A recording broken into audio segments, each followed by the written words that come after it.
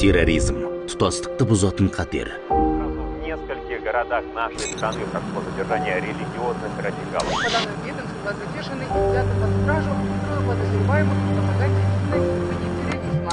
Біздің үш өңірінде терроризмді насихаттап қаржыландырған радикалдар ұсталды. По подозрению в пропаганде терроризма были задержаны 4 религиозных радикалов. Терроризм бүкіл адамзатқа, тұтас өркениетке қарсы жасалатын қатерлі қылмыс.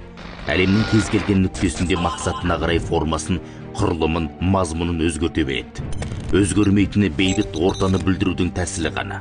Отқа оранған көп елдегі ахуалды сараласақ, әуелде дау әлеуметтік мәселелерден басталған. Оңтайлы сәтті қалт жібермейтін алпауыттар өзгелердің ішкі мәселесіне ашық араласа алмайды. Сондықтан сойқанның сценарийін сырттан сызады. Қолдан ағым жасап, қаржылай қолдап, қарумен қуаттайды. Сол жобаның алғы шебінде Абдуллох Зуфар сияқты небір шешендер шығып жүр. Ол бүтінді бөлшектеуге бейімделген псевдоуағызшы, адамгершілікке, имандылыққа ұйытатын құндылықты саяси құралға айналдырып алған. Арандатушылық сүрлеудің барлық ойпан қыратты өткелдерінде сыналып шыңдалған. Діни терминдерді бұрмалап, содырлардың зорлық зомбылығын қашанда ақтап алады. Таяу шығыстан тынбай озбыр идеологиясын таратады. Сорақысы, көкірегі қараңғы тобыр әлі де сенеді. Көсемдердің нені көксейтінін де түсінбейді, әйтеуір ұрандата береді.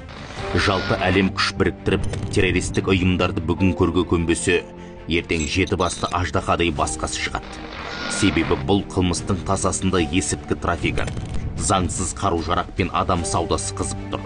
Қиянаты көпті өлімге итермелейтін Абдуллох Зуфардың да көмейіне құм құйғанмен оны алмастыратындар табылуы кәдік.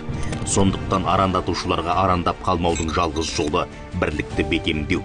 Сенімсіз көздерден ақпарат алмау, дін туралы сөйлеп, Алланың атын айтты екен деп әлдекімнің айтағына ермеу.